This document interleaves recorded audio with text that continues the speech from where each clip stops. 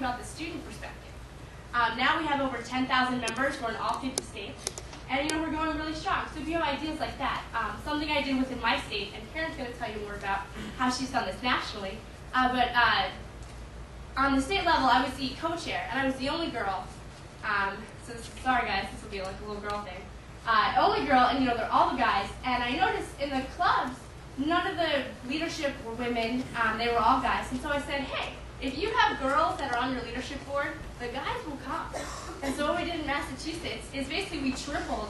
We went from about 1,000 members to 3,000 members in a couple of months just by having a conservative women's caucus. And I noticed more guys would come to our events than girls, because they'd be like, all the girls are coming, then I'm showing up. So that's just something to think about too, if you're trying to get new members. Another thing that I also find, because again, one conservative professor, but he was in the economics department. And all the economics, the business majors, they're pretty conservative. They understand how it works. They've got a fiscal background. They want to hold on to their tax dollars. And so that's a great place to start a conversation.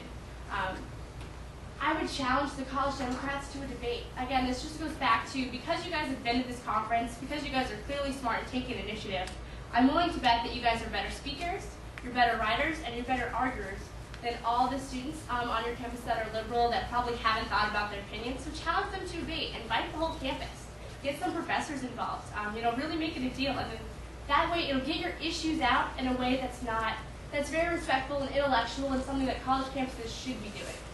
So just to conclude, I would say, basically, think about how you want your campus to be. We all know right now it's dominated by liberals, but we've got an election coming up.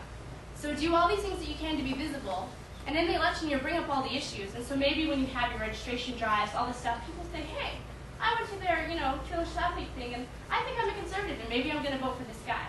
And my other club would be John McCain's very important to work for, especially with judicial nominations. But you know who votes on those judicial nominations is the Senate. So keep in mind, too, in your states, there's probably some really hot Senate races going on right now. So make sure you help them out, too. Also, the members of Congress, local elections. But also, don't be afraid to run for Senate, your state Senate, your state rep, for yourself. My senior year, one of my friends at Smith College, she ran for state rep. I mean, she took on the majority leader of the state Senate. Of course, she wasn't going to win in liberal Massachusetts, but it got issues out. She got attention. So consider, if no one's stepping up to the plate, you can also do it yourself or encourage one of your friends to run. So thanks, guys.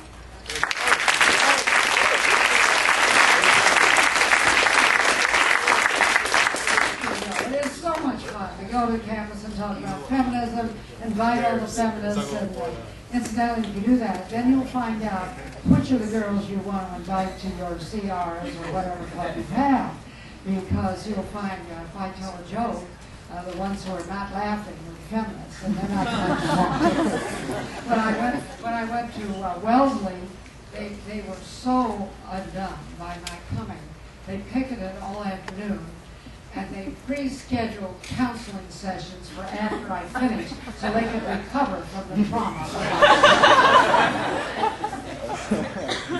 All right, now I'm told that the PowerPoint's ready. Ruth, would you like to, Ruth Maharda, who will give her PowerPoint about Georgia Tech.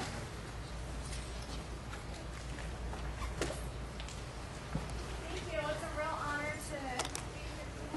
Great.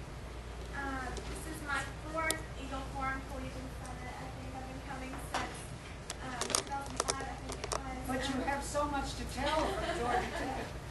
Well, the story never ends. It seems like each time we speak, there's new things, and the situation is so dynamic, and I'm really excited about sharing an update with you for some of you who have heard our story in the past, and then for those of you who haven't, just talking a little bit about our experience and picking up where we left off.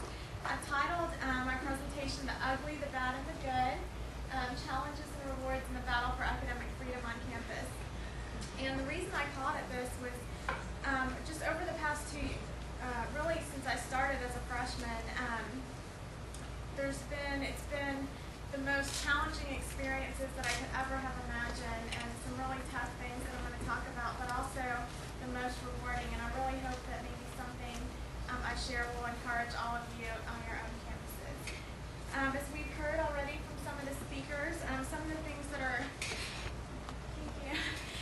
of the things that are celebrated on college campuses, I'm sure you have these on yours, things like Coming Out Week, gay rights initiatives, the vagina monologues. It's a big part of Women's Awareness Month and the feminist resource centers, especially in the spring around Valentine's Day.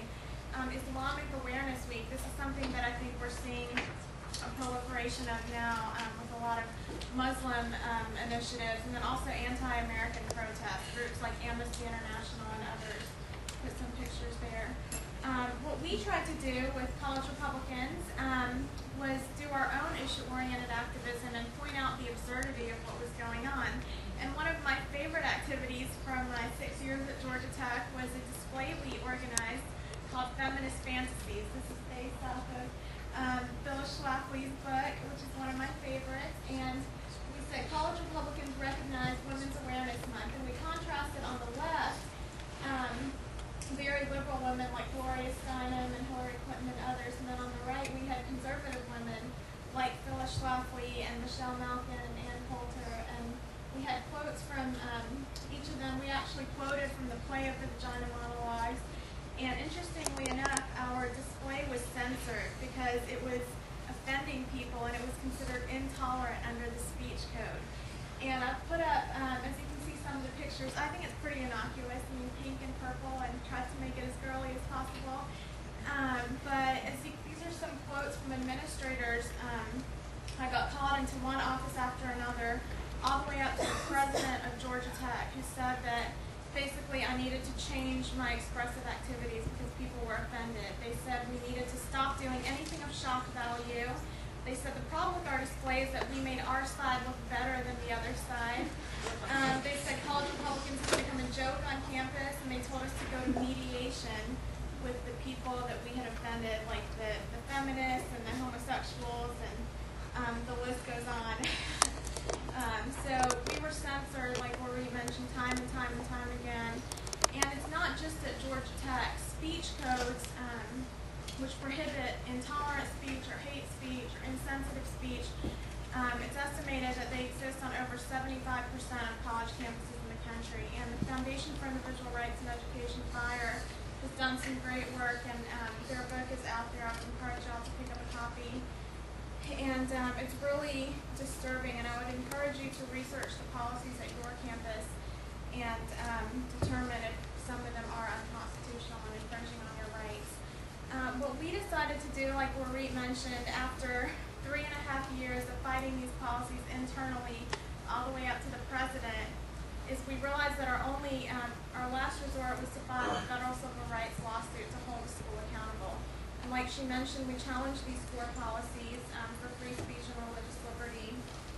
And the reaction was unprecedented. We knew that filing a lawsuit against your school was a big decision, but we never could have imagined just the intense opposition that came along with that, from the media coverage to the administration tactics.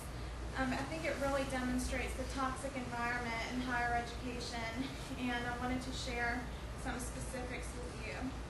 Starting with the ugly, first it started out with hate mail, and the messages seemed to get worse and more vitriolic. We had a lack of support from the Jewish community, and even some in the Christian community who didn't understand what we were doing, comparing us to Hitler, and there were just ridiculous online postings. Groups like the Huffington Post would say things that, like I said, they're not G-rated, so we couldn't reprint some of the things they called us, but they did Photoshop swastikas